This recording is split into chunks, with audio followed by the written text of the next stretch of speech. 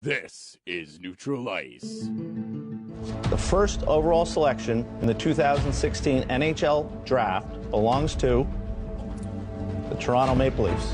I'm just still a little bit rattled from this whole experience. I think that was a pretty tense moment for all of us. And I think just to get into the final three, even Columbus, Winnipeg, and us, we just felt, very good that we were all going to get a great player. And quite frankly, again, it's a deep draft. There are lots of guys that are going to do very well in this. But we earned this the hard way. It wasn't a whole lot of fun this year, but our guys and our coaching staff and our management staff did a lot of really good things here in Toronto. But this will certainly help. Buffalo's best hockey show every Monday night. It's very rare and very hard to find franchise centers in the draft. And Auston Matthews is a franchise center. He can do it all, good in the corners, is exceptionally strong in the corners, goes to the front of the net, and finding open people at the point, on the power play, he works the PK, so he does it all. Yeah, I know, a lot of mixed emotions, but it's definitely pretty exciting to be a part of. It's nice to have a little bit of clarity. Nothing's set in stone, and they're still a ways away from the draft, so just trying to stay in the moment right now and enjoy my time here and focus on the World Championships. Patrick Laine really showed a lot of scouts, a lot of stuff in the League Cup Playoffs. His team won the playoffs in Finland there. He was named MVP, and that's something unheard of for a 17, 18-year-old kid. So Patrick Laine has all the tools necessary to become an elite player in this game. I know that cap is now smaller than when the season started, so I've tried to be better every game and every day, and I've played some good games and they've helped me with my games, and I think the gap is now smaller and hope that I can catch him. On Buffalo's original alternative, 91.3 FM, WBNY. Oh, the Toronto Maple Leafs, they won the draft lottery. Lovely. Well, yeah, very lovely. I'm not too upset about it, but, it is the Leafs, and, of course, here in Buffalo, I think a lot more people are upset than they really should be, but it's okay. There's some good things, and we're going to talk about it here tonight here on Neutral Ice. Everybody, thank you for tuning in here on 91.3 FM WBNY. 878-5104 is our number here. Excuse me. And welcome. It's the 2nd of May, 7:33. Boy, oh boy. Yeah. And we're all going into May, playoffs. Draft lottery. Oh, boy. There's a lot going on in the NHL right now. There is a lot. There's only one game tonight, though, going on, and that is the Caps and Penguins Game 3 in Pittsburgh. That was a wise move by the NHL, considering how competitive it's the most competitive playoff series. It's really the Eastern Conference Finals if we're taking it seriously right now. It is the Eastern Conference Finals right now. Either of these teams should walk over the Lightning or the Islanders currently. And you could see it Game 2 where you saw a Penguins team, what happens when their offense is clicking on all cylinders in that first period. It was laughable. It was 2-1 in Corsi, but it was even worse about getting shots through. It just seemed like Washington couldn't get any shots on net for the entire first period. The 1-1, the series, Penguins and Capitals, it is exciting. That's the playoff hockey. When somebody goes, I love playoff hockey, this is the series you're talking about right now. So we'll see what happens with that, but that's going on. The draft lottery, like you mentioned, with Toronto. There's so much to talk about, and what are the Sabres going to do at the 8th pick? There's so much to talk about. There's a lot to do. There's a lot to talk about with the 8th pick, but let's talk about obviously the main talking point this past weekend, and even going into today, and really probably until the NHL draft that happens on the 24th. Toronto with the first overall pick. They win the top pick in the draft. They do. Winnipeg wins the 2nd pick while Columbus wins the 3rd pick. So that means Edmonton goes from the 2nd spot to the 4th spot. Vancouver goes from 3rd to 5th. And then Calgary goes from 5th to 6th. Yes. Very good. Congratulations to Winnipeg. Winnipeg's one of they those. Jumped up from 6 to 2. Winnipeg's one of those teams you feel good about. If the lottery system was fixed for a reason, that's the team that probably you'd feel best about having a benefit. A team that was in the playoffs last year, had a down year, but really is going to be able to utilize some elite talent at the top of that at the top of this draft with that number 2 pick. So what's everybody's thoughts here? 878-5104 is our number. What's your emotions going through right now with the NHL draft going on, and what's going on here with who do you think what's Toronto going to do? What are they going to do? So 878-5104 if you have your opinion here. We have a caller already. Oh, who is it? Who's on the air? I wasn't able to get their name, but let's get them on. Get them on. All right, caller. Who? May I ask who this calling here? Yeah, this is Bill from Winchester, and guys, you're gonna want to call the fire department because this is a blazing hot take. So let me get started. Start off, the Buffalo Sabres the past few years, the favorites to win the lottery, and somehow they lose it both times. Okay, fair enough. Probability they were bound to lose it, whatever. But then again, the following year they changed the formats because we hate tanking, blah blah blah, and Toronto wins it. And what are the chances? I mean, it just doesn't seem fair, and it almost seems like the Sabres got screwed. Okay, next point. That guy that was on your show last week, his name was Ryan, yeah. And, I mean, I believe most of you guys said that the Blackhawks would win the Game 7, but the Blues did. Just want to point out that for him that he was right, and listen to your thoughts, guys. Bye. Thank you. All right, thank you. Ryan was on the money, man. Yeah, he called Game 7. Yeah, we bet on the usuals to win there, and it definitely didn't go that way, and it was quite a thrilling game. I will say I was very happy to see the Blackhawks bounce out. Just the fact of the diversity that's left in the Western Conference: Blues, Stars, Predators, and of course Sharks. Man, isn't it great to see those four teams that we usually see bounce out in the first round or second round, and they're all here right now, so that's great. It was amazing. I watched. I tried to watch as much of Game 7 as I did against, especially with the Predators and Ducks, I should say. That was a fun series. That really was. I honestly got both those wrong, man. I couldn't believe the Preds came back and beat the Ducks. I couldn't believe it either. But I honestly didn't really watch a lot of that series. But from what I saw from that series, it was entertaining. I thought that both teams played some very good hockey. Well, granted, it was just back and forth a lot with, Nashville winning the first 2 on the road, then Anaheim winning the next 3, and then Nashville ending up winning the final 2. But I was, who could have seen? I mean, obviously, it was a lot of people weren't really surprised that Bruce Boudreau was fired after they lost that series. However, for Bruce Boudreau to turn that team around the way he did after the Christmas break, yes, and then for them to come back and win the Pacific, I thought that was definitely deserving of him staying. But there was questions. Is this team going to make the playoffs? And they turned it around, and they did make the playoffs. Not only that, but took the division. So that was impressive. However, again, it's the same point I think we make about the Blues with Hitchcock, is that you've been in the situation so many times now. What culture has to change essentially around that team? That's the idea, right? What's the expectation going in? You can't get to the same point every year and go, here we go again, right? The Sharks fans know this. They've been there before in years past. But the Blues know this, and the Blues broke through that barrier, and that's going to keep Hitchcock his job. Ducks haven't really gotten there. They've struggled quite a bit when it comes to these kind of situations. You go, I've made these deals. They want somebody who's going to get to the cup, and that's really that's where you set a line. As an owner, you go, it's cup or you're gone. And I think that was the goal this year. He didn't meet it. All right, he'll be hired, I have to assume. Yeah, Minnesota's already said that they'll talk. Boudreau's not going to last long in the open market for coaching. And I think a change of scenery for him and whoever the team that picks him up, if it is Minnesota, I think that would be a great fit. Ottawa's also another team that could possibly they've also been hire him. Talks with Mike Yeo. Yeah, Mike Yeo. So who's Anaheim going to hire then? They have Paul McLean behind the bench. They also have Dallas Eakins as their AHL coach down in San Diego. I was going to say, they have a lot of in-house options they can go to. They do, but I don't think their in-house options are better than a guy like Mike Yeo. I think Yeo would be a nice fit for them. But we'll see. We see what Yeo did with his struggles with the Wild.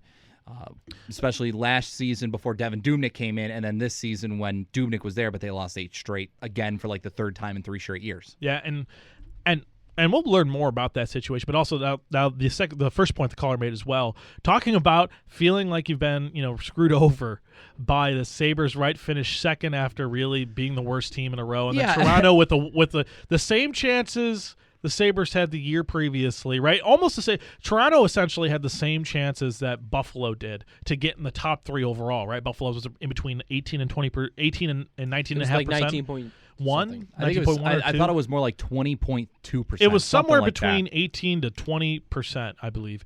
And that was a chance Buffalo had to get in the top 3. Toronto has the same chance to win the lottery. And then you just see Toronto win, and you're just going, no. I'll tell you my hot take. This is me. After I saw the article written about Auston Matthews and the reference to Jack Eichel not being able to hold his skates. Oh, that one. And so immediately my thought went to... A Canadian scout wrote that, by the way. Michael Trakos wrote the article from, I believe it's from the Toronto Sun. But a Canadian scout said that to him, and it was put in the article.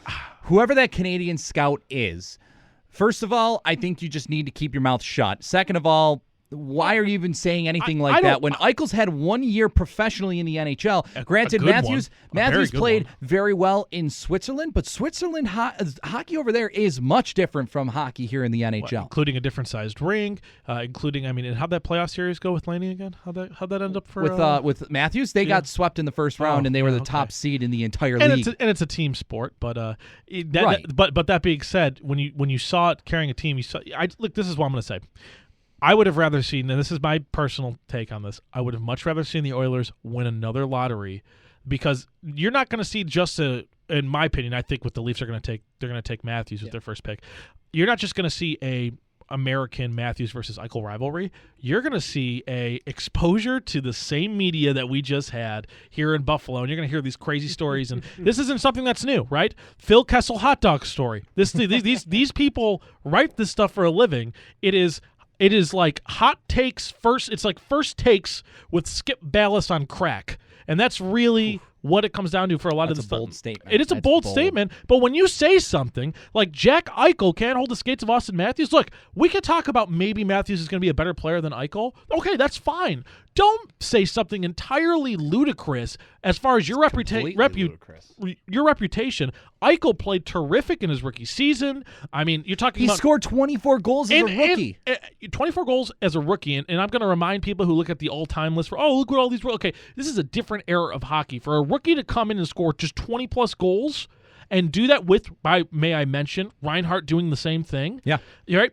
To do that in today's era is extreme. If Matthews does that next year, you're doing backflips. What I'm afraid of for a guy like Matthews in Toronto is things we talked about, the fears of McDavid going to a place like Toronto. You already see the expectations in some articles for guys like Laney and Matthews where they're like, somebody wrote today, and this is legitimate. Somebody legitimately wrote this, that they think Laney has a chance at 40 goals. I have to correct you. I'm sorry. No, my apologies. Line A is, I'm terrible with accents, so but it gets through here. Line A could have 40 goals this year in his rookie season, and that's insane. Where did you see that? It was an article somebody retweeted on Twitter, and it was absurd. Somewhere in Winnipeg, perhaps. But what you're talking about right now is, and by the way, Line could be on a line with Scheifele, which could be deadly serious. Yeah. Like 40's outrageous, but I don't want to discount the fact that he's still good to be. You're talking about, and this is what I like to call the overhype from a previous year, right? You get spoiled. You have Eichel and McDavid. They come in. These guys are generational talents. You come into the next year, you see these guys who put on some really great talent. They're really good, and you go, maybe these guys could be good. Last year in the NFL, this is a comparison. The NFL, you had Sammy Watkins, ODB, Mike Evans, right? They had this elite receiver class. The year after, what comes in, look, these receivers are going to be just as good. And what really happened? Amari Cooper was the only real productive receiver in the first round out of all these guys taking that go. It's the same thing in all sports. You get a great rookie class at this point, top talent, and then you immediately start to compare. I think Matthews, Puljujarvi, Laine, all great players, all really good. Their expectations should be modest, though. 20 goals for Auston Matthews in his rookie season, a guy who can eventually be your cornerstone center player. But here's the realism of it. Where is he playing next year? Second-line center. Kadri's going to be your first-line center in Toronto, most likely. These were projections by actual, real, well-informed Toronto Maple Leaf journalists, not people who sensationalize the matter. So, as a Sabres fan, me personally, it's kind of tough seeing the Maple Leafs, but honestly, it's good for their franchise because I like seeing the competitiveness between Buffalo and Toronto. I just don't want to see the sensationalism of some of the media carrying over because, honestly, it's kind of garbage, whether it's Phil Kessel eating hot dogs or whether it's Jack Eichel holding somebody's skates. Well, 878-5104 is our number here if you want to get in this conversation. TSN, they put out a projected lineup for next year for Toronto. And you're right, Kadri's the number one center, Matthews is second-line center, Bozak is your third-line center, and Brooks Laich is your fourth-line center. Now, here's the line combinations for the 4. You got Van Riemsdyk, Kadri, and Komarov. That's a decent line. Good line. And then your next line is Soshnikov, Matthews, Nylander. A lot of youth. That's a lot of youth. That's youth. a lot of good talent there. That's potential Soshnikov, I think we could see a little more from him. He might not even start the year here in the NHL. Probably not. But, there was a lot of promise with him. Third line is either Brandon Lipsick or Josh Lavo with Bozak and Zach Hyman. I love how they're hyping up Zach Hyman. I just don't see I don't see it with Hyman. I get that he had a few really good games down the stretch, but Toronto, they were hot down the stretch. They were beginning to pick up the pace after just slowing down midway towards the end of the season, but then near the end of the season, they picked it up a little bit. They played a little bit better, and Zach Hyman was one of those players, but you didn't have a guy, it's just, I don't get the hype there. I just don't get the hype at all. And that's really what comes in with the Toronto media right now. You think you get one player and it fixes everything. No. Well, as the Oilers would inform you, or even the Sabres this year. And this is my it's funny. It's funny we talk about that, and I brought this up with a good friend of ours at the station, Jeff Chapman, who also writes for Copper and Blue, and he goes, "Leaf fans, you're all right." And he made a really great point in one of his tweets. He says, you're still going to have your Yakupov year. You're still going to have those years where you get those other players. Now, my question to him was, did O'Reilly speed that process up for the Sabres? That's the difference, right? The Sabres used their assets, their extra draft picks, to go out and get a guy like O'Reilly. They got Evander Kane. Yep. That sped up the process. Toronto does not have those guys in their pipeline. There is no Ryan O'Reilly to go along with the Jack Eichel or an Auston Matthews in this case in Toronto. You want to say Kadri, but why hasn't the concern for me for Toronto?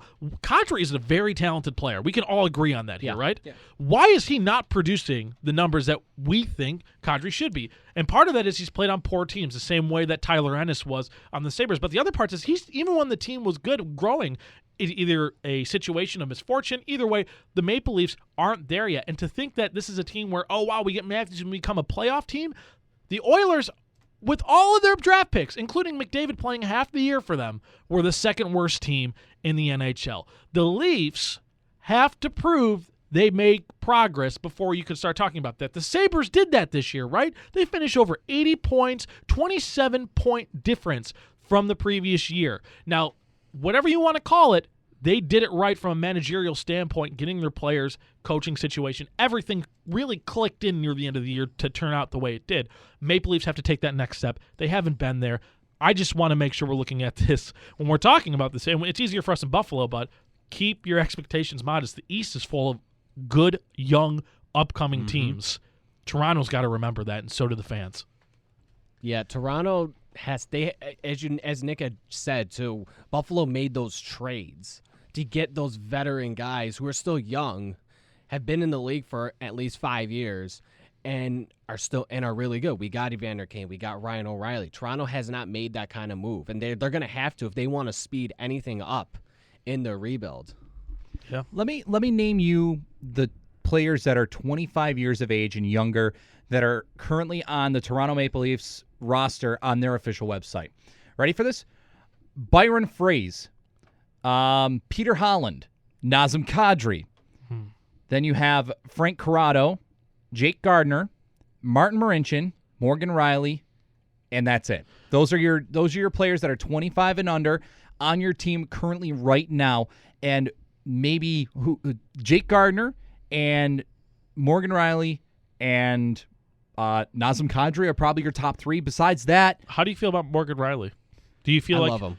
I like Morgan Riley a lot. I like Morgan Riley a lot too. Some people think I know if you ask, and this is now. Let me ask this question: a lot of people in Toronto likes Morgan Riley better than Ristolainen. People in Buffalo like Ristolainen better than Riley. More than Riley. Yeah. Where's the line here? I view them as comparable for what they value to each of their teams. However, I've seen Risto, especially at about 2/5 of the way into the season, when you saw him just putting points up like a madman. I think we saw the potential Ristolainen has once he gets things going with a consistent power play unit and attack, and that is something that higher ceiling is something I'm not sure I see in Riley. What do you guys think? I agree with that. Plus, you could look at it from a physical point of view. Ristolainen is 6'5", and I mean, just from a physical point of view, he can be that type of player in his own end, whereas Riley, I think, has to be more kind of like a Drew Doughty or like those type of players where he has to be better with his stick, he has to be better with his skating. He can't really always rely on his size. So I think he has to make a little bit more progress in those areas. And that can be a big difference. Ristolainen, I think, has progressed so well early in his career because of how mature he was physically. Maybe we haven't seen that from Riley because he's a smaller player, and that'll come later. And both of them are future number one defensemen for this team, for their teams? Yeah. Unless Toronto goes out and gets a number one defenseman, which they thought that was Dion Phaneuf, but obviously that didn't work. So now they have to rely on Riley. And I mean, what's Riley gonna do when next year he's gonna come into this team and be that, like, have to be relied as that number one center? Whereas Ristolainen, this past year was really a year where you're the number one guy now. He had that 2 years ago where that was his first year of being a number one guy. Sometimes was paired with Can Zadorov. Morgan Riley do what Ristolainen did last year and start building his way to being a number one center? Defenseman. Start playing like a number one defenseman. Morgan Riley hasn't shown that step yet. If he can do that next year, then I'll believe it. But right now, I'd much rather have a player like Ristolainen on my team, and until Morgan Riley can prove me wrong otherwise, I just don't think Morgan Riley's number one quality just yet. Can he be there? I think he could. Yeah. But I think that Ristolainen's got more of a well-rounded defensive game than Riley does. And the reason why I asked that question is because when we talk about the success of these teams, it's going to come down to that. The Sabres, if they're going to improve on their 81 points this year, they're going to have to improve defense. And as we saw last year, you win these battles at the draft. And why do I say draft? I don't mean just by drafting players. I mean that trade for O'Reilly came down at the draft. Traded assets, traded picks. The Maple Leafs have an absurd amount of picks, sitting more than the Sabres.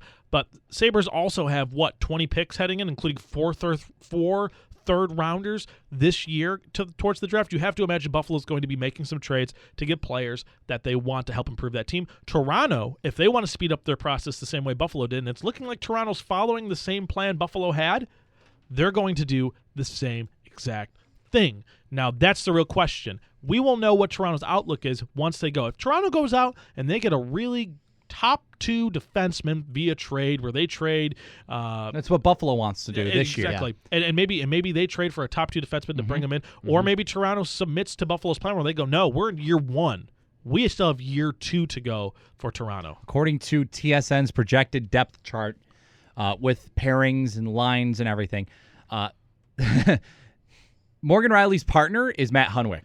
Hunwick is a very good possession defenseman, but besides that, he is definitely not a top two defenseman. He's a bottom six guy, maybe a 7-8 at best. Hunwick, he's a 5'6" guy. Hunwick has had a good AHL career, and he had a couple of years here in the NHL where he played a good role, but he's not a top defenseman.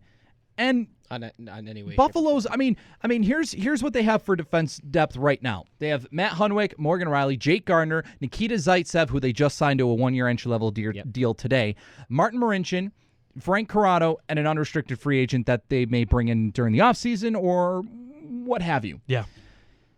Is that really going to be better than what Buffalo has going into next season? Because I think we're pretty confident Tim Murray's going to do his best to trade for a defenseman that he wants. And especially because he wants to draft that A pick. He said it. He wants to draft a forward. Yeah. So you look at that, right, and he doesn't want to trade that first pick either. Unless a guy like Jacob Chychrun is sitting there for you at 8. Which I can't imagine with all of the teams that need defense. There's some chatter that he's going to fall down some people's rankings, but I think I know that Tim Murray wants a quarterback defenseman who's good on the power play, who's a good puck-moving defenseman, who's a good skater. Jacob Chychrun is a very well-rounded two-way defenseman. He skates extremely well. I think he's one of the best skating defensemen in the entire draft this year, or maybe even one of the best skaters in the draft, period. I think Mike McLeod from Mississauga is the best skater, period, of this draft. I don't think there's any doubt about that. But Olli Juolevi, he's a very good puck-moving defenseman. He skates decently. He's not that physical, and he's, you can't really rely on him to be... And the Sabres have that already. Yeah. And I like Juolevi. If Juolevi's there for Buffalo, and if Tim Murray thinks that he's the best guy, then you take him. But I think that Chychrun has that edge to his game. He plays pretty well physically. He skates exceptionally. He's responsible in both ends of the ice. He's got a booming shot. I don't know how he's falling down these boards, because I think that Chychrun has the potential still to be a top 2 defenseman. I personally think with his presence there after the top 3, I think somebody is going to trade up to get that player if that is the case. When you look at a team like that, Edmonton needs a defenseman. Edmonton is either 1, trading down, or 2, taking a defenseman. Or trading their pick to get a defenseman. Yep. So the way I look at it right now is that there's They tried that with Eric Greibel last year. That didn't work. And that wasn't a real defenseman. That wasn't real. That was kind of a throwaway. We need somebody to cover this roster spot right now because we're so bad. I mean, what does that tell you? That's how bad they are about the situation. But that's really what you have to ask about teams in the rebuild situation. You really need to invest in defense. And when you talked about the Leafs, right? How many of those guys in the Leafs depth right now are going to be playing defense for them 2 years from now? We are the tank experts right now because we saw it for a year, right? Let's go back a year for the Sabres. Defensemen a year ago today at this spot. Ristolainen, okay, on the team, right? Georges. Right? Pissick was not on the team, but Bogosian was hurt. So who were the guys who were up there? Andre Mazzaros. Okay. Tyson Strachan. Let's name them. Come on. Andre Benoit. And how many of those players are there now? None. Okay. So let's look at the realism of this. Bogosian came over halfway through the year. Yep. He is a piece that's there. That's part of that trade that brought in Kane. Yes. Okay. Good deal by Murray there. How about Georges? Brought him over with the 2nd-round pick from the Canadiens a couple years ago. He should never be playing top 2. Shouldn't be playing top 4. Should be a 5 guy. And his contract will be up probably after this year or 2 years? No, he's got 2 more years. I got to imagine that he may be a buyout candidate after this next year. No. You don't think so? No. If anything, they would try and trade his contract. Wow. I don't think they're going to buy. He's still a good defenseman. Or expansion draft if expansion. I mean, draft expansion draft. Yeah, you could see that. But I mean, he's decent. The problem is turnovers. You got to find a nice area to complement his style of game, and a top 2 defenseman is not his style of game. He's a 3, 4, 5, 6 defenseman on a very good team. I mean, he was doing that in Montreal when Montreal had a good defense group. Anybody plays with PK Subban's going to look good. Let's just clarify that. Now, like this is my one thing with this is that the Sabres have Bogosian in place, but here's the deal. Pissick, McCabe, these are all guys who can play in the NHL. They're on the defensive side. The Sabres still really, really, really, and I'm going to emphasize this, really need, in my opinion, a 2 guy. An actual 2 guy to Risto, if not a 1 guy. And that's what Tim Murray's going to try and that's what Murray's got to try to go for. Now, Maple Leafs, you got to get your 3, 4, 5, and 6 guys. And that's really the problem with this when you're looking at this for the Leafs are. They're a year behind the Sabres. That's really where it is. And it doesn't matter how many. And the only way you can speed up that process is like what Murray did, through trade. Use your ammo, those draft picks, those prospects like the Sabres did with Grigorenko and Zadorov, to go and speed up the process. O'Reilly had a terrific first year. Kane got 20-plus goals. Yep. Everything you could have wanted out of the trade. And nobody was healthy the entire year, too, which makes it even more impressive for the Sabres. And even Leonard near the end of the year. Before he hurt his ankle again, he was playing really well Really well. Looked like a guy is going to be the future of goaltending. And it sounds like a lot of, from the Sabres standpoint, that they're not even satisfied with that. So Chad Johnson played extremely well, too. Sabres I think are in a good spot moving forward. Toronto's got to prove it at the draft that they're going to be making that next step. Buffalo and Toronto, by the way, both have 12 draft picks in this year's draft. 878-5104 is our number here if you'd like to chime in. Of course, 716 area code if you're listening out of the Buffalo area. We're going to take a quick break here, but when we come back, I want to go a little more in depth with what this means for the Buffalo Sabres-Toronto Maple Leafs rivalry, because this was a rivalry many years ago, which was a phenomenal one. It was talked about so much, and then over the past few years, it's really died off. But now with Matthews coming in to Toronto, most likely, this may rebuild the rivalry between Buffalo and Toronto. We'll talk about that more. We'll also talk about what else this draft lottery process could mean for future draft lotteries and for more with the Sabres, more with the Leafs. We'll talk about that more. Brayton Wilson, Nick Lippa, Joe DiBiase, and Frank Arcury here. You're listening to Neutral Ice on WBNY.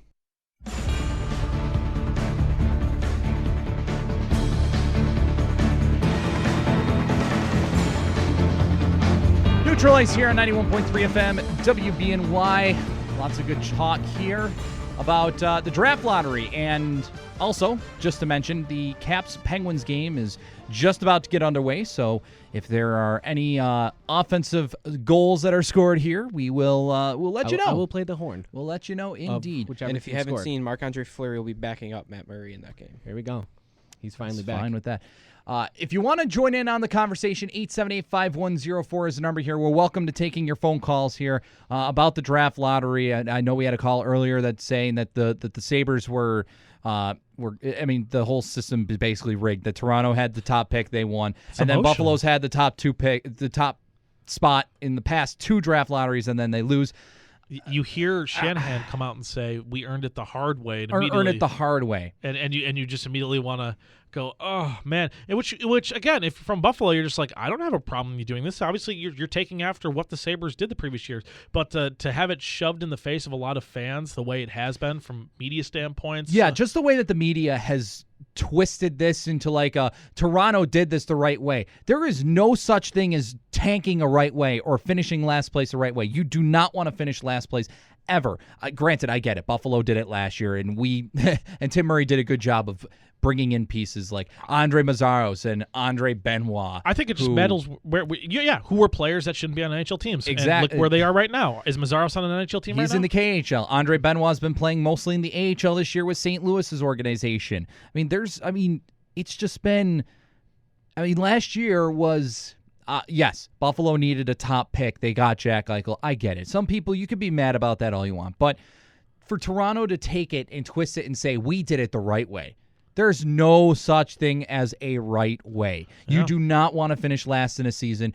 And what happened last year, granted, I'm very happy because Jack Eichel's here. But it's just unacceptable no matter where you go. The right way. No matter what sport it is, you never want to finish last place. In other leagues around the world, you get relegated to a league down. So specifically soccer. Yeah, specifically soccer. I know that the Swedish Hockey League, the Liga in Finland does the exact same thing where if you finish dead last, you go down a league, and then whoever wins the league below goes up.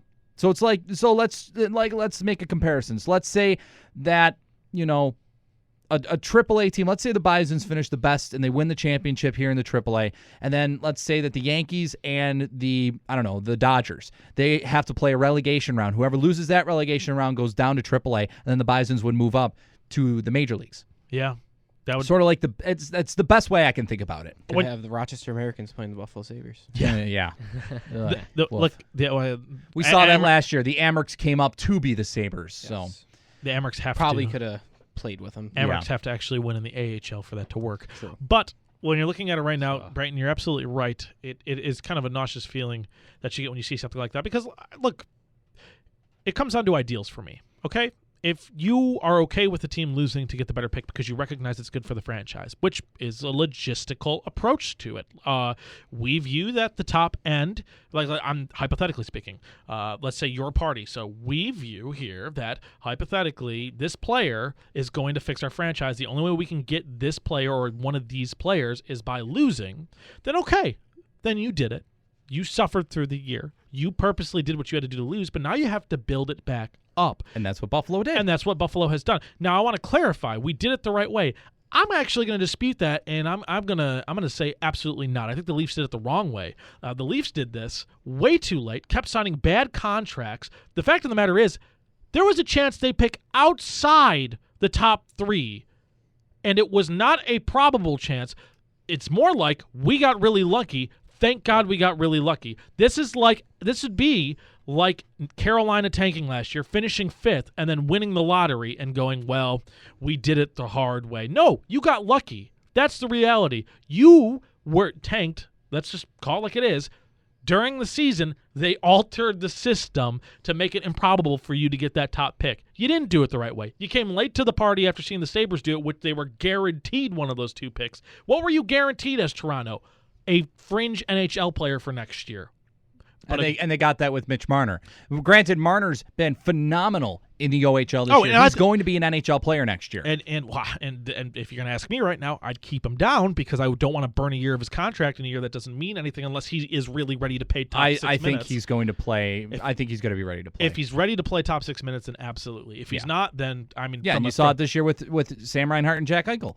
Learn from this is the deal. If you're in the NHL and you're part of this losing will help us win later, you have a Bible to go after, a procedure to go after. It's called the Edmonton Oilers. You don't want to be the Oilers. And how did the Oilers screw up? They never got their defense figured out. And you want to know what else? They burned all their contracts. They burnt them all out. They never got goaltending right neither. They got all these top picks. Scoring. Who's goaltending for Toronto, by the way?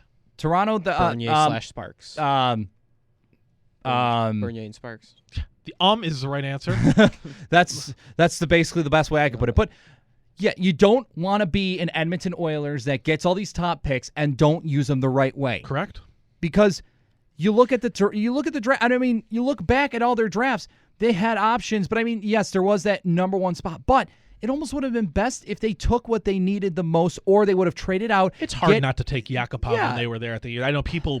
But that 2012 NHL draft is god awful now. Yeah. It's a terrible draft. Their biggest problem is they relied on their kids at such a young age. Why did Eichel have so much? Why did the Sabres improve this year? Because of O'Reilly. Because of Kane. Eichel did have a great year. Led the team in goals, led the team in game-winning goals, played the whole season. He was great.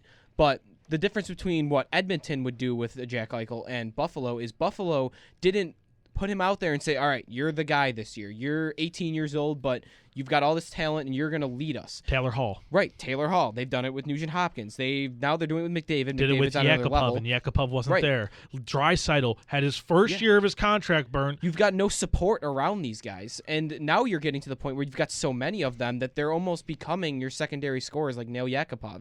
Nail Yakupov's not a top-line guy for them anymore, so I mean, you would think they might get to a point at some point where they've had so many high picks that some of their high picks are going to actually become like third liners or second pair defensemen. And can I just name you off real quick some of the names of the 2012 NHL draft that were taken after Yakupov? Let's because go for it. There's a lot of notable ones. Right off the bat, Alex Galchenyuk, number 3 to Montreal. Okay. Maybe even before him, Philip Forsberg by Washington, 9th overall. Oh, man. 12th overall. 11th. 11th. Are we looking at just forwards? I'm looking at everybody here. But to be fair, I'm going to make this Murray. point with this right now in 2012.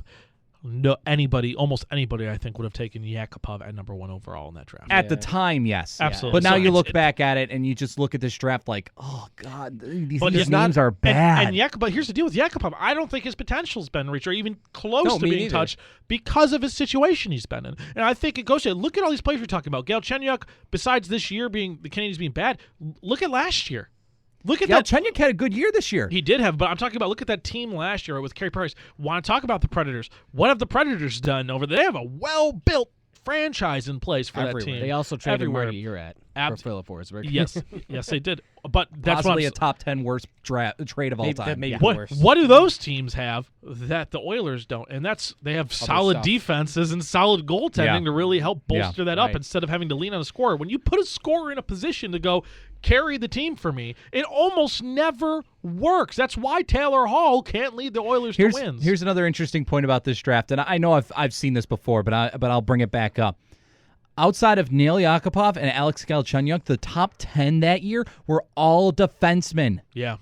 Top 10. There was 8 defensemen drafted in the top 10 of that draft, and Edmonton 7 didn't in a row. address the position they needed the most, and they went out and got Nail Yakupov. They could have traded down, but again, they were going BPA, and I don't have a huge problem with that because that's that there. But again, you make a solid point, which is Edmonton needs defense, and at some point you have to go, how do I improve defense? Essentially, we are on the rebound right now, but now it's like we're back to winning. We had 2 years of losing in Buffalo where they got Reinhart and they got Eichel. Okay, we're done. We got the cornerstone pieces. Time to move on. So, where do we go from here?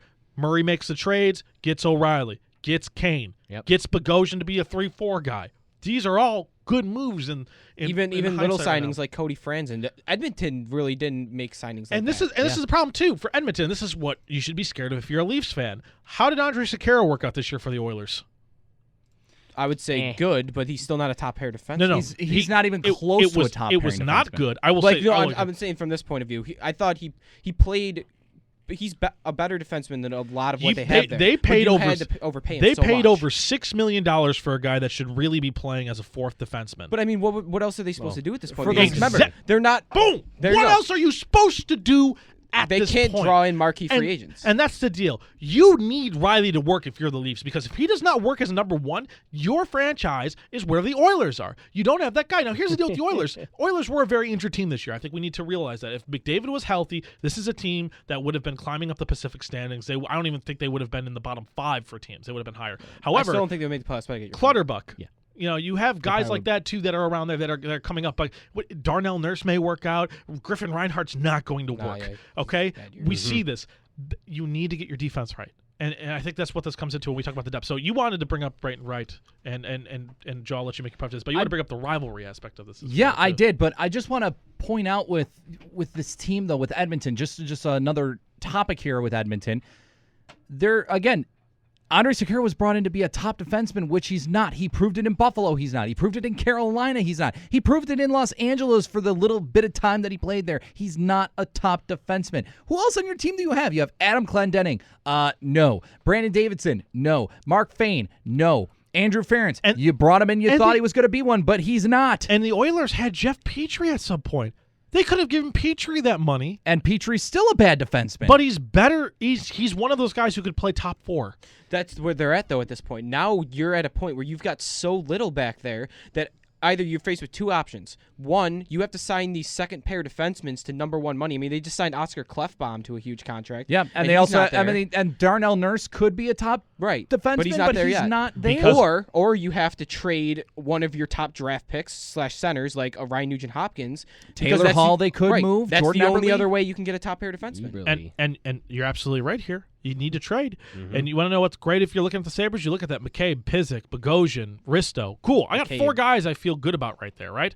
I'm not even including Georges because I don't feel great about Georges, but I got 4 guys I feel good. They drafted Gooley, 2nd round last year. Casey Nelson might become something. Casey Nelson may become something. The Sabres are actively, very actively, looking how to improve their defense because they recognize it as a weakness. That's why Murray gave up a first rounder for a goaltender. You know, do you think the Oilers were how many years late to the party for a goaltender? Many years. Okay, the Sabres were immediately like, look, maybe we paid too much. I don't care. I'm going to keep and Murray's stance on goalies is basically, I'm going to keep taking swings until I hit a barn door somewhere. You know what's, and we're going to get Sabres there. might have 3 guys that could have. You know what's great is I'm looking at their Edmonton's prospect depth right now. They have nothing. They're all playing on the team. And they're not building their system, though. Right. That's the thing. Their defense, I mean, they have Darnell Nurse, but that's probably their best top prospect. Besides that, Juhar Khaira, Anton Shlepyshev. I mean, Bogdan Yakimov could have been one, but he's been back and forth between Russia. And then you look at Griffin Reinhart is there, but Griffin Reinhart, he's been here for so long, and he hasn't done anything. They traded him for a draft pick. They traded him for a draft pick. They traded him for a high pick. You're talking they moved out of the 16th. You're talking about a guy. You're talking about a guy who could eventually be a top pairing defenseman. It was the pick they got for Perron from Pittsburgh. They traded that first-round pick. Yeah, because it was Pittsburgh. You traded Perron for Griffin Reinhart. Yeah, that's bad. So when you're looking at it right now, and look here, and I don't want to make this that we're crapping on the Oilers, but I want to look at it as I want quite easy though. I want to make it whereas you learn from. Now here's the deal: the Oilers have McDavid. He will get them to the playoffs. The thing that you're looking for with the Oilers is what's going to happen in the draft process. How do we learn from this losing environment? What do we take away from it when you take the strategy to get an elite player? Well, it's quite simple. You eventually have to trade one of the guys that you got, which is why it would not surprise me to see Jordan Eberle gone, and it would not surprise. And I'm going to say this, even though it would kill them leaving Draisaitl as their second center, right, going into the next year, I would not surprise me to see them if it meant getting a top 2 defenseman, trading a guy like Nugent Hopkins to acquire a player that's there because they're just so desperate for it. And that's the problem. This is where the Sabres and the Leafs both have to learn. The Sabres we've already seen go out, get that O'Reilly. Go out, get that Kane. Go out, get Leonard and net. Go out and make those moves. And they still have a plethora of draft picks. They have to get that top defenseman. Leafs, Sabres alike. You can't wait for it. If you're in the middle of the tanking process, if a situation arises, if you got to pick between paying $10.5 million to Stamkos this year or getting a number 1 or 2 defenseman, I'll be straight with you. You get your number 1 or 2 defenseman because you want to know a team. Name me a team in the Stanley Cup Finals that has not had a solid top 4 in defense. Name me one team that has won a Stanley Cup without a solid top 4 at defense over the past decade. You can't. You really can't. You So can't. if you can't get your 1 or 2 guys right, then you're not going anywhere. And that's a problem the Oilers have had. That's a problem the Sabres will have if they don't make a move. And that's a problem the Sabres can't even start to think, Leafs can't even start to think about because they don't even have anything close to resembling that. You know who's going to be their solution at defense? PK Subban. No, they're not. Montreal would be dumb. Edmonton. Edmonton trades for PK Subban. That would probably be the only most logical explanation, but Montreal would be dumb to trade. It would have to be PK Subban. a first round pick in Nugent Hopkins. The 4th overall pick in Nugent Hopkins. More. Okay. And maybe more. 878-5104 is our number if you'd like to get in on the discussions here. We're talking about the NHL Draft Lottery. We're talking about the Sabres. We're talking about Edmonton and their miseries over the past many years. But now we're going to talk about the rivalry between the Buffalo Sabres and the Toronto Maple Leafs. I've been thinking about this ever since the Leafs card was presented with the number 1 on the back of it by Bill Daly flipping it over and saying Toronto's won the top pick. So if they pick Auston Matthews, obviously it's going to be Matthews versus Eichel. The top 2 young faces of USA hockey in a rivalry that has been lacking lately, but is significant because, all it is just a drive from Buffalo to across the border. The Queen, QEW. You got to take the QEW, and then you get to Toronto. It's a close rivalry. It's been great. I mean, we've had, of course, Rob Ray versus Ty Domi all these years. I mean, that kind of stuff. It's funny, though, that's the first thing you get to in the rivalry. Is like when you think player versus player. The enforcers. That's why I'm just saying it's been lacking. And you also look at 1999 in the Eastern Conference Finals. Yep. That was the series, Buffalo against Toronto. And, of course, Buffalo won. But, but since then, you look at the physicality part. The last game that I watched between the Sabres and Leafs that I was actually entertained by or just, excited for was the one game when both Colton Orr and Fraser McLaren wanted to fight John Scott at the same time. Because John Scott steps onto the ice, and McLaren and Orr were both on the ice, and they're like trying to jab at him, and and Scott's like, "What am I supposed to do? I can't fight both of you at the same time." So he chose Fraser McLaren, and then Colton Orr tried going after Patrick Coletta, and then Coletta draws him into a game misconduct penalty because that's what Coletta did when he was here. But and that's what Colton Orr did. Now he can't. Now he can't do anything anymore because I don't think Coletta's ever going to see the light of the NHL again. But this is going to change things between the rivalry for Buffalo and Toronto. It's going to be focused on scoring. You have to imagine. But here's the deal. I'm going to make this point again. 2 teams win. Let's say one team finishes in the bottom. Let's talk about Edmonton and Winnipeg for a second. Okay. Or no, I'm sorry. Let's be more realistic here. Let's talk about Edmonton and Calgary. Battle of Alberta. Okay. Edmonton and Calgary. Is it really much of a rivalry if your team finishes second to last and the other team is in the playoffs? And that's where one of these teams can end up.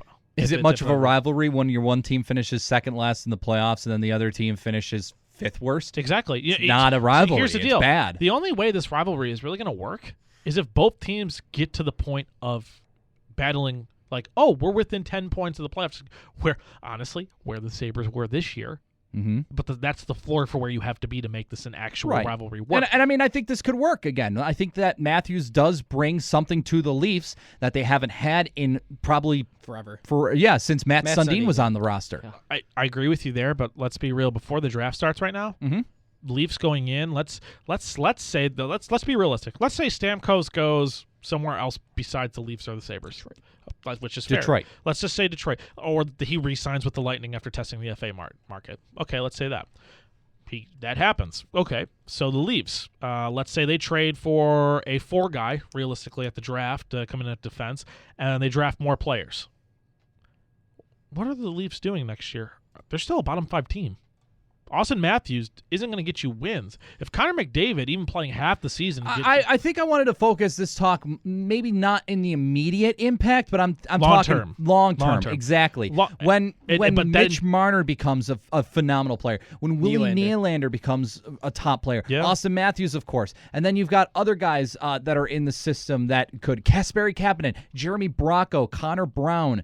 I'm also looking at a guy similar to like I really don't know. There's just a lot of guys that Toronto has that could become significant players here, or that just could. Travis Dermott is one on defense. It's that all interests me. It's all going to be dependent on if they can get the defense going, because if not, then they're going to be a losing team just like the Oilers have been. I don't care how good your offense is. If you think about it right now, Yakupov at times would be on a third line. Think about that for a second. Mm-hmm. He'd be on a third line. Yeah, and he was the number 1 overall pick. So that's crazy, and the Oilers are still one of the worst teams in the league. Mm-hmm. It doesn't matter how talented you are on offense when it comes to it. If you don't have the defense to back it up, which right now the Leafs don't. And that's why I think that we're bound to see one of these big trades. I mean, Buffalo's going to make a pretty big trade, trying to get a top defenseman to go along with Ristolainen. And then we're going to see a team like Edmonton. I think they're going to try to package something with that 4 pick and, I don't know, maybe a top-tier forward that they have, one of their Nugent Hopkins, Eberle's. Maybe Draisaitl. I think Draisaitl's got to be Draisaitl's good, and McDavid are your two building pieces. Here's the deal with that. You need center depth in Edmonton. Yeah. Think about their center depth right now. They don't have it. I mean, even trading Nugent Hopkins. If you're a GM, though, would you rather have Draisaitl or Nugent Hopkins? Definitely Draisaitl. Definitely Draisaitl. And that may be more acceptable for Edmonton to trade in the current situation because Nugent Hopkins is more ready to play that second center spot than Draisaitl, so that could work in that situation. But, however, when we're talking about it, your player's got to get traded, right? The Sabres got to get a defenseman. The team's got to be looking at a guy like Gergensons, right? Teams that really need a center. That's a guy that the Sabres could be expendable, especially after Larson gets that 1-year deal we just saw, right? That extension. Leafs are going to have to do the same thing with some of their prospects to get defensemen. You're asking right now, what does this do for the rivalry? My counter to that is this rivalry doesn't exist until both these teams get the pieces they need on defense. And once that happens, we're talking about a rivalry that could last for 5+ years on a tie stage, something you look forward to where you count down the next time they play each other just in the regular season. But you have to get the defense. We got a goal. Patrick Hornquist scores for Pittsburgh, 1-0. Between the Penguins and Capitals. Sorry to I was good. I was butt done. in there, but great deflection off one of Nick Lippa's favorite players, a Trevor Daley shot. Oh man, Trevor Daley. He's been phenomenal for Pittsburgh though. That mid-season trade between Pittsburgh and to get him for Rob Scanneri was pretty to get him good. for no matter what you Scanneri. think of Trevor Daley, it's pretty good if you got him for Rob Scanneri. And I think that Trevor Daley complements Pittsburgh's style of play perfectly. Way better than in Chicago. Way better in Dallas. Yeah. Dallas is such a fast tried team. to Got be left in the dust. Dallas tried to be what Pittsburgh is. Yep. But they just couldn't. They just couldn't last year, especially. This year maybe they could have, but not last year. Part of me wants to see the Stars face the Penguins only to see Trevor Daley get destroyed. That would be I would pay to see that Stanley Cup final. Trevor Daley performed in some of the worst games I've ever seen last year with the Stars, including what was a -5 performance against the St. Louis Blues in a game near the end of the year when the Stars needed to win to have a chance at the playoffs. And it was amazing. It was baffling how bad it was. It was some of the worst Corsi I've ever seen. But to be -5 in a game where your team also scored 5 goals, that was so impressive of how bad of a player he was. Daley's okay. In the sense of if he's doing one thing, which is moving up and shooting the puck, as soon as he has to go back, dear Lord, hold for your seats. And if the offense isn't clicking for Pittsburgh, which thank God it is, but if it wasn't, they're clicking at the right time. Yes, that's the only way that Daley really works. I think he's super overrated, but he fits a certain situation when your team's hot. Right. He's a guy like, if my team's hot, I'll have him. The other 80% of the time, though, no. Jesus, no. Well, Dallas, he was also thrown in to be like a top 4 guy. He should be a 5'6". He should be a 5'6" working on that situation, but Trevor Daley, whatever. He's a guy who plays on the team. I wanted to make a point on your last point before we got that goal update on the Leafs and the Sabres. Right now, both teams are going to be I don't know. Are the Leafs, do we really think, are going to be going after like a same type of defenseman that Buffalo and Edmonton are going I after? don't think they do this year in free agency because I think they realize they're a year away from really taking those next steps. Remember, I think you said a little bit earlier in the show that they're a year behind the Sabres. Yes. I think they're a year behind the Sabres if they go out and make the moves like Buffalo did. I think because of the talent of Mitch Marner and some of those guys like Nylander, they are a year behind the Sabres. They do have those pieces, personally. But I mean, I can respect that point because Mitch Marner, although I've only seen him play like once, and I've seen junior hockey, but consistent production wherever he is. Consistent production, great stats all over the place. Reads like he's going to be an easy number 2 center behind Auston Matthews for the future. I might rather think that they're 2 years away just because I think they have nothing on defense. Like Brayton pulled up those defense projections for the upcoming year, and they didn't even have a guy in their third pair. Like the Sabres had a Pysyk on the cave. Toronto is in the exact same spot Buffalo was after the 2013-14 season, except of course they're gonna win. They're gonna have the top pick, and they're gonna get Auston Matthews. Where Buffalo ended up getting Sam Reinhart. But I will make this point over and over again. I believe Tim Murray wholeheartedly, 100%, that when he said that if he had the top pick in the 2014 draft, he would have taken Sam Reinhart no matter what. I wholeheartedly believe that 100%. And it's showing right now. And people didn't know what Ekblad was. They didn't think he was going to be that good as well. So we could state that. And another goal. 2-0. So you're ahead of me there, Frank. Yeah. 2-0. Wi-Fi. All right. Who scored the goal? I'm not entirely sure. It's false alarm. Yeah, no. Frank, are you sure they scored? Yeah, Pierre LeBrun just tweeted it. Oh. Well, it's there. I've got another tweet it's here. there. Pierre LeBrun. Oh, here we go. And it is Matt Cullen. Looks like one of it's either Kuhnhackle or Cullen. Kuhnhackle. Yep, the flex off Kuhnhackle. So Kuhnhackle. 2-0 Penguins. Pittsburgh's looking to jump up 2-1 on that lead. But yeah, going to those points.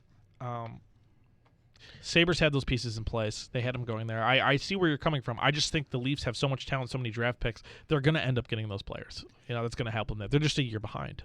If you want to get on this conversation, I think it's a good one that we're having right now currently of what this draft lottery win for Toronto means for the future rivalry with Buffalo and Toronto. 878-5104 is our number, 716 area code. If you happen to be listening out of the area, whether it's by the online stream or on the TuneIn app, on your smartphone. We're going to take another quick break, but when we come back, we're going to talk more about this with the rivalry coming up. We're going to look at where both sides can go in free agency this year. And I wanted to bring up a couple of questions about what this means for not only for the future of both teams, but also the future of a certain free agent that we have talked about numerous times on this show.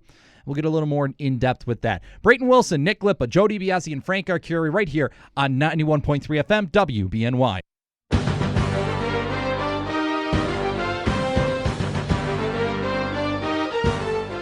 91.3 FM WBNY. This is Neutral Ice. Coming at you live from the WBNY studios in beautiful, beautiful Buffalo, New York. It's so pretty. All right, that's good. Brayton Wilson, Nick Lippa, Joe DiBiase, and Frank Arcury here with you. 878-5104 is our number. You can also reach us out on Twitter if you'd like to. You can follow all of us on Twitter. You can tweet any of us on Twitter.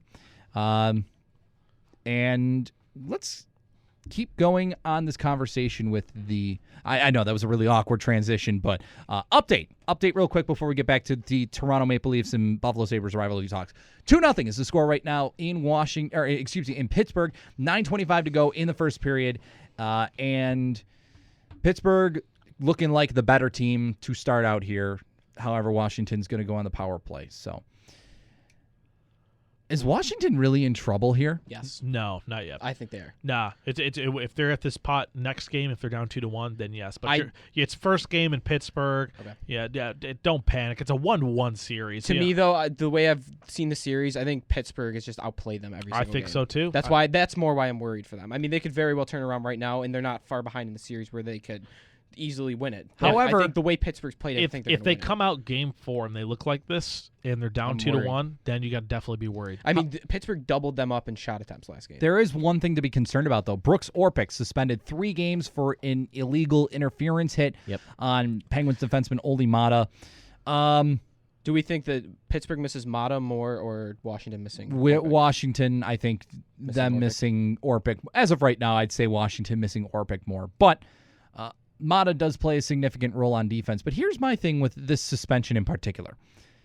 It's confusing to me because, you look at a guy like Braden Shen who didn't really hit.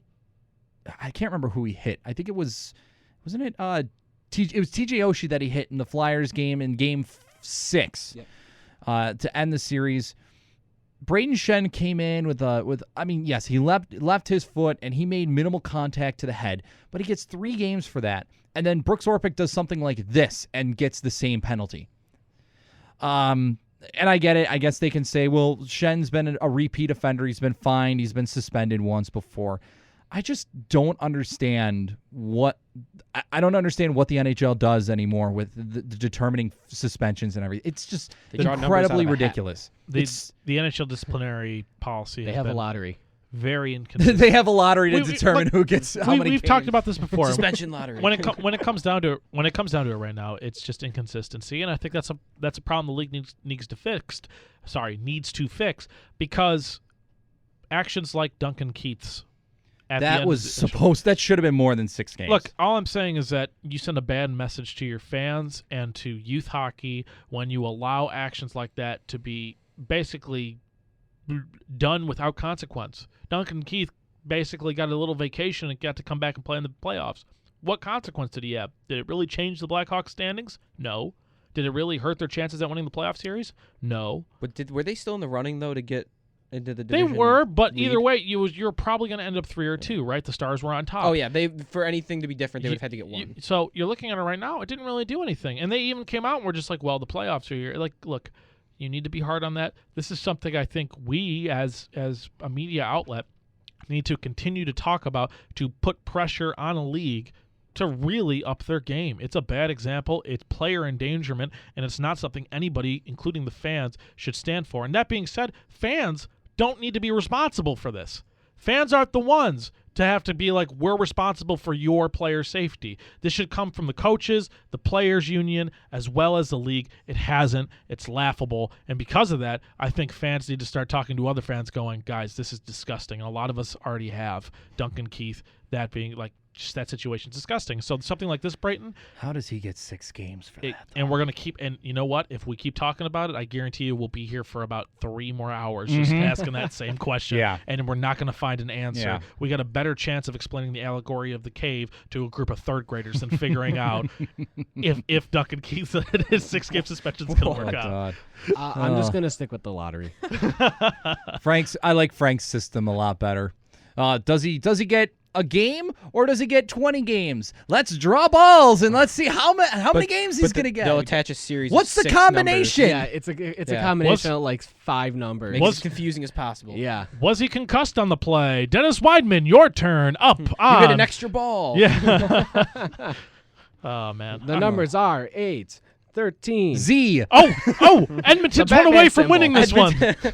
Edmonton. By the way, I want to add about the lottery. Edmonton was 1 away from winning. 1 number. If it was 14 instead of 13, they would have won the draft lottery again. And I would have. Part of me wanted to see the world burn. But besides that, Well, part of me wanted to see Canada burn with all 3 American teams winning. That I would have wanted that too, but Wouldn't that have meant Buffalo was in? yeah, if Buffalo would have won, and then Arizona, and then Arizona and Columbus. Columbus won, but as long as Boston Columbus not got Arizona and Buffalo. 878-5104 Good for them. is our number here. Let's shift back to the Toronto discussions with winning the draft lottery. There's a couple of questions that I did want to bring up, and I think right off the bat, I'll just bring it up. I kind of teased it as we were going into break with a certain specific free agent that's going to be available right off the bat. And Cam Ward. Drake Caggiula. No. Well, Drake Caggiula. Speaking of Drake Caggiula, I just want to mention this real quick. I know we're jumping back and forth. He apparently visited 8 teams with the Rangers, perhaps being an option, but Buffalo is on the list. Buffalo is on the list, and he could make his decision by the end of the week. So, Caggiula watch could be coming to a close, and hopefully Buffalo is right up there on top of the list of his teams. If Buffalo gets Caggiula watch, just to explain the significance, a guy like Caggiula could immediately play top 9 And that's something to be excited for. A third-line player. Especially if the Sabres preserve that line of Marcus Foligno, Johan Larsson, and Brian Giunta, because they did re-sign Johan Larsson to a one-year deal. They got to re-sign Marcus Foligno to a new deal, which will, if they want to try that again, it would most likely be a one-year deal. Foligno is an RFA, correct? Yes. Yep. That would be a perfect fourth line for the Sabres, where last year that was a perfect second or third line for them. But that line next year, if they come back, if all of them come back, will be a perfect fourth line depending on who Buffalo adds. I mean, they could add Jimmy Vesey too, but they can't talk to him until August 15th when he officially becomes an unrestricted free agent. Yeah. But then Buffalo might get accused of tampering, and that would be a horrible thing. I know, it's so funny that like legitimately that could happen, but it's just VC's dad works in the Leafs organization, which like every time he talks to his father, I think technically it's considered tampering. His brother is a prospect for them. Yeah. Nolan Vesey is a prospect for them. But more importantly, Jack Eichel's got that swag. There is some consideration, though, that Buffalo is in the mix for Jimmy Vesey, along with Boston and Toronto, of course. But he could go back to Nashville. Just get one of them. There were comments again at the conference too, where at the end of the year post press conference, Murray comes out and says, "Yeah, having Jack Eichel is a great ambassador." Talking about these teams, a great recruiter. We talked about that a few shows ago. And by the way, if you missed any of our previous shows, you can go on to YouTube.com, search WBNY. WBNY Buffalo specifically. You can go to our channel. There'll be a playlist of all the Neutral Ice shows that we've had in the past. Not all of them are there, but there's a good chunk of them that are still there. But you can find them all there on YouTube and search WBNY Buffalo. Okay, let's get back to the Leafs here. I'm tired of jumping around. So you want to talk everywhere. about Stamkos? Yes, I want to talk about Stamkos. Let's talk about Stamkos, Brayton. There's been a lot of chatter, lots and lots of chatter that Steven Stamkos could consider going to Toronto now that they've won the top pick. I just want to know from you guys, could this be legitimate talk, or is this just a bunch of baloney? Well, Auston Matthews and Jack Eichel not even good enough to hold his skates. So, no, it's just a bunch of baloney. What are the sources? Who's coming in on this? Yeah. What are the sources that he wants to come to Buffalo? Right? Bob McKenzie says, this is just a guy looking at the makeup of the team and going, this makes sense. There's nothing credible at this point because he's not a free agent yet. His season's technically not over. He's still Tampa Bay property. If you think any of your teams, the Sabres, the Leafs, the Red Wings, if you think Stamkos is coming to your team or you have a better chance than anybody else right now, you're living a lucid dream right now, okay? There is nothing that is proving either way. Here's the reality of it. Let's talk logistics right now, baby. This is my favorite part of the show where we talk about what's really going to happen, okay? Stamkos makes $77.5 million right now. That's his price going into the free agent market. Let's say he hits free agency. Let's be real here. This dude's making at least $10 million if he hits free agency on a contract. Currently the league leaders, 10.5 Taves, 10.5 Kane. Ovi makes 9.5. If you're going to try to sign right now Stamkos in this market at 9.5, he's going to look at you and go, this team's going to pay 10 for me. That's going to happen. He's looking at the Lightning right now. The Lightning may value Stamkos at 9 to 9.5 million a year. The Lightning only offered him, I think, 8. Yes. But here's the deal. I really believe Stamkos is going to get $10 million, right around there. I think he's going to make around just a little bit more than Ovechkin based on what this deal is because of the want. This is elite number one center right now. To go out and say, here's the Leafs, here's the Wings, here's the Sabres, here's every other team that's going to be interested in you. We're not talking about the value of the player. Personally, I think the value of a Stamkos is probably closer to around the PK Subban, $9 million mark. However, if we're going to be real here, how much is he probably going to get in free agency? Around 10. What team's going to be able to dish out $10 million for this player coming through? Leafs can definitely do it. Sabres could do it as well, although the Sabres have players that are going to be closer to expiring contracts than the Leafs would. Red Wings are going to have to move dead cap. And they could do that. That is a possibility. But as of right now, he has just as good of a chance of landing right back in Tampa and Tampa trading away some of their prospects or trading away some of their cap issues to teams that need to take care of that cap and re-signing him. So that's really where I stand with Stamkos. We need more time. Draft day will tell us so much more. And I want to bring this up because Stamkos, of course, he's been discussed so much, even before he hits free agency. I mean, he was discussed earlier in the year, even before the season started. Like, is he an option for Toronto when the season ends? Does somebody trade the rights to sign him before? It could happen, but here's the thing: it's important to know this. If he's not if he hits free agency and he's still technically Tampa Bay's property by July 1st, the max deal he can sign is a 7-year deal for whatever cap hit he has. But if his rights are traded before July 1st to a team, it's an 8-year deal. And I think that is a huge piece for a team that if you really want Stamkos on your team, if you really want to be the team to have him, you trade for his rights. You're probably going to give up a significant amount. You're probably going to have to give up maybe a prospect or a roster player and probably a conditional pick, where if Stamkos plays a certain amount of games and plays this much in the playoffs or leads your team to the Stanley Cup Finals, it becomes like a first-round pick or something. But the thing is that there have been guys talking about this. Bob McKenzie's brought it up. Nick Kyprios has brought it up. Darren Dreger's brought it up with Stamkos. I can't remember who. Oh, it was Ken Campbell. Ken Campbell of the Hockey News said this a few weeks ago on WGR. He said that he firmly believed and still believes it from the beginning of the season that Stamkos will, A, not return to Tampa Bay, and B, not go to Toronto. And it's been a pretty consistent thing with some of the top guys around here, where McKenzie said it. Dreger continues to say that Stamkos to Toronto he doesn't see happening, and I completely agree with that. I just until I see, but at this point right now, I don't care that they win the draft lottery. That might not even have a factor on where Stamkos wants to go. It shouldn't. Until the season's over, and until his season's over, and then there's more talk about it and more stuff brought up, and I hear more from McKenzie, from Dreger, from Kyprios, from all these guys that are credible sources. I don't want to see these blogs about anything saying, well, Stamkos, what does he mean to Toronto if he's signed, or what does he mean to the Washington Capitals if he's signed? That doesn't make sense, because you got to look at the bigger picture here. I just don't think I don't think he wants to come to Toronto. I don't think he wants to go there. And we don't know for sure because we haven't heard anything out of his mouth. This is my problem, is that you're talking about credible sources, but where are the credible sources getting their material from? This is to me, it's guesswork. This is clickbait at this point, if you're talking about it, right? It's absolutely clickbait. It's what, right? I mean, it's a mouth-watering situation. Mm-hmm. Think about it. Could you imagine? Let's just talk another sport. Imagine football. A guy like Cam Newton were to hit the free agency market. All of a sudden, what do you think? Everybody's going, "Oh wow, what could this team do at quarterback? What could this team do at quarterback? What could, right? Wow, all these teams. Yeah. Hockey. This is this situation. This is this once in a generation free agent player right now. But here's the thing with hockey that makes it different from football. From football, you've got guys like Adam Schefter. You got Chris Mortensen, and you got Ian Rappaport. These guys, they get their stuff from other people, and then they usually bring it out, and when they say something, it's credible most of the time. They're getting it from agents. But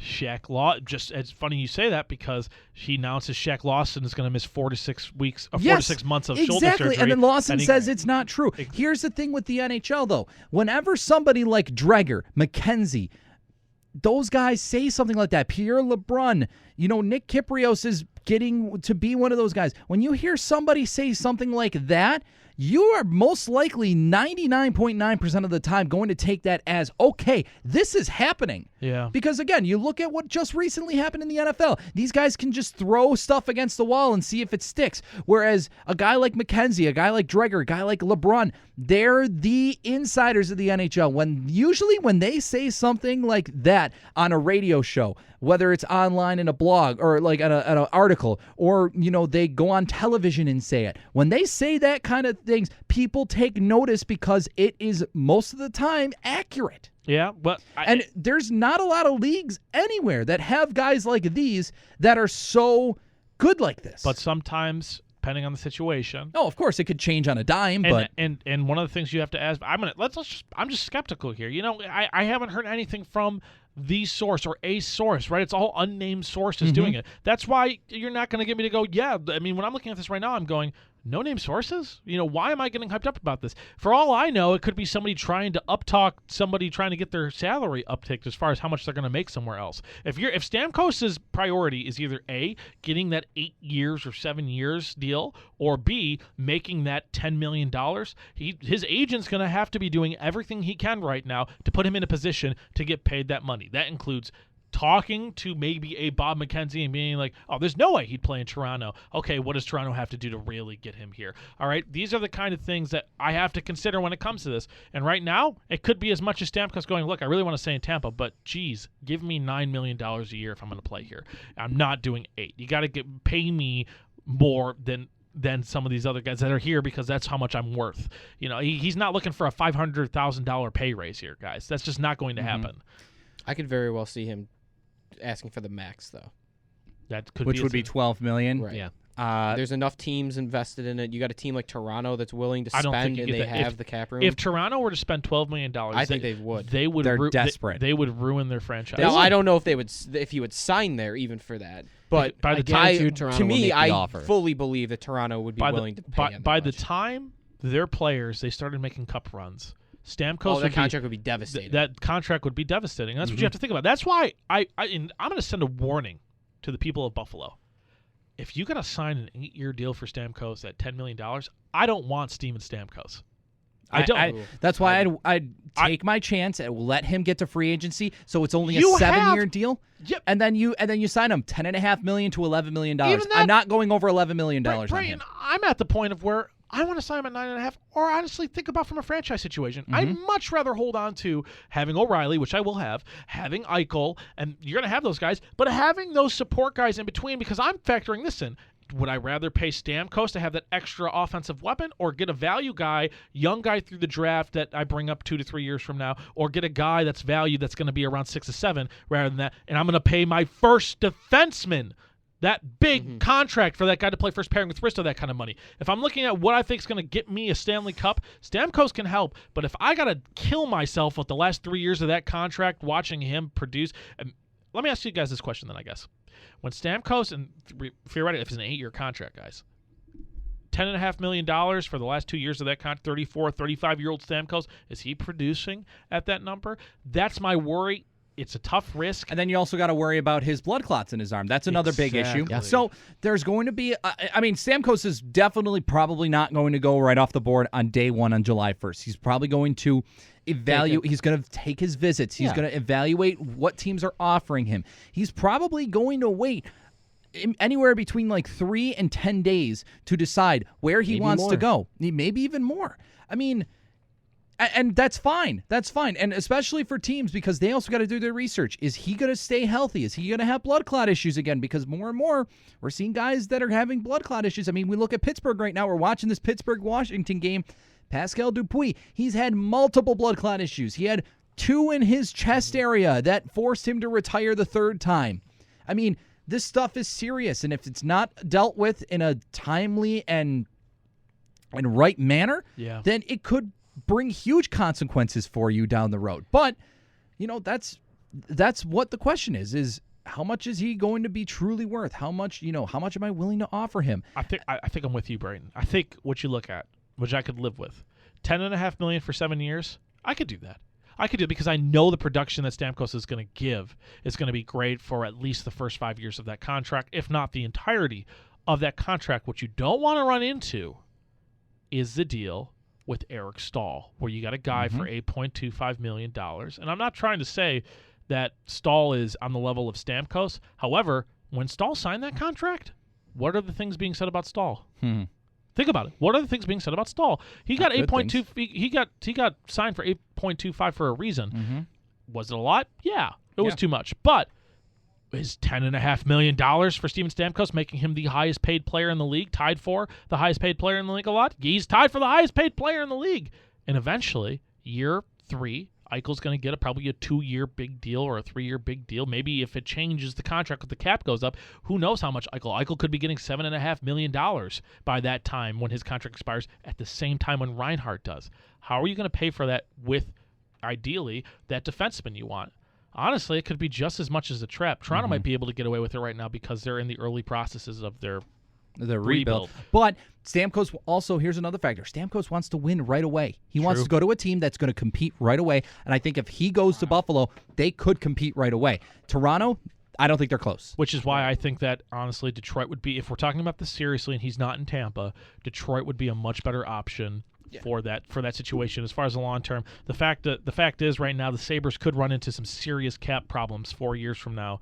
But Murray's pretty clever, and we've seen the Blackhawks have had no problems really working around this for a lot of the time, and they have guys like Duncan Keith still on that team that are doing so. And his mind could have changed. I mean, from the beginning of the season until right now, because he's had the blood clot issue over this season. True. And just think of from a human aspect. If you're Steven Stamkos and you're sitting on the bench all this time now, and you know that you're on blood thinners, you have to be thinking to yourself, really, what are the chances that I'm not going to be playing as long as I thought I was originally? So I'm going to go to Toronto, and this is not only from the blood clot issue, but these are the prime years of my career. Am I really going to sit there and be lucky if I make the playoffs within 3 years? Yeah. And wait until I'm 31, 32 years old before this team has a real shot at doing anything that I've been doing?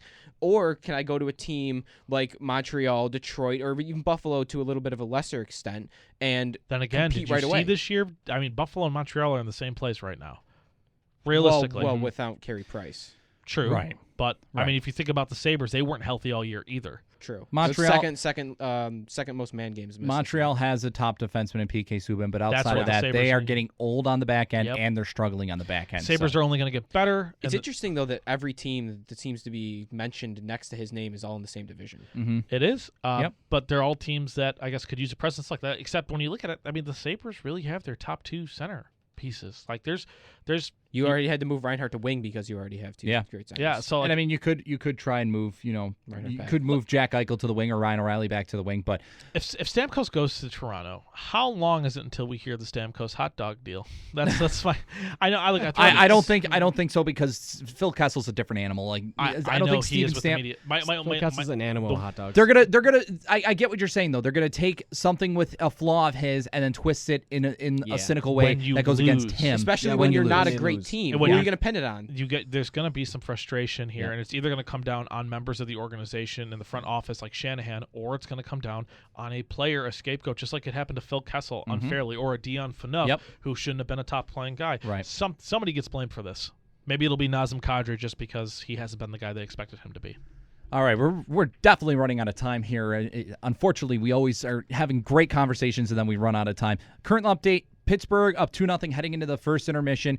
Chris Letang with a questionable high hit on Marcus Johansson from Washington. I definitely think this is going to be suspendable. Although Letang, I don't know if he's had a past history. I mean, it should be a suspension. But That would Did he get alter the suspended this series. season? I'm not entirely sure. I don't but, remember. But he should get suspended. There should be no question about this. He's going to get a nice little voicemail from the Department of Player Safety. I mean, he left his feet. He targeted the head. No doubt about That this. should But be if they give Orpik 3 games, that should be at least 3 games. It Yeah. should. But that 2-0 heading into the first intermission in Pittsburgh. Series tied at 1. One more thing that I did want to bring up very, very quickly, and I just want one sentence from each of you guys in your opinions. Jack Eichel, not nominated for the Calder Trophy. Shane Gostisbehere, Connor McDavid, and Artemi Panarin, your top 3 nominations. Thoughts, guys? It's not a huge deal to me. I can understand where Buffalo fans are coming from, but to me, he wasn't going to win anyway, so I'm not totally upset over it. Eichel. Oh, you go, Frank. Okay, I'm not upset either. Gostisbehere was amazing for Philly. He was one of the reasons why they made the playoffs. Panarin, I mean, he's 24, but he had an amazing year with Kane and Anisimov as arguably the best second line in the NHL. McDavid, I mean, if he had played a full season, he would be I think he would have been at 90 points. Yeah, I'm not upset at this at all. Eichel and Reinhart would have been 4 or 5 for me, and I would have probably had this top 3 because of how good they are. The only question is who's the winner, and I think it's going to be Panarin. I disagree with the whole Panarin thing. I think there should be a standard set where if you play professional hockey for like 3 or more years in another league, that you shouldn't be nominated in the NHL. I agree with you. However, yeah, it was they were the top 3 rookies. Buffalo, Eichel, he played phenomenal. Just that's how the ball rolls sometimes. He's a 19-year-old. that great a year. He's a 19-year-old playing, and there's Panarin's 24. Yeah. Okay. Yes. Yeah. So when you look at it right now, really, there's nothing to be ashamed of. This, I mean, if you really want to go into evaluation, everybody will pull up the classic. Will Tyler Myers won this award? So Against Jimmy Howard, who was 28 at the time. Against Jimmy, that's right. Jimmy Howard finished second. He was 28. Jeez. All right. Well, We're out of time here. Thank you, everybody, for tuning in to Neutral Ice here. We'll be back every Monday night. You can call into the show whenever you want. 878-5104 is our number. You can follow everybody on Twitter. Joe DiBiase is at Joey DB. I'm at BJ Wilson, WGR. Nick Lippa's at Nicholas Lippa with an H, and Frank Arcury's at Frank Arcury. 91.3 FM WBNY. We will talk to everybody next week right here on Neutral Ice.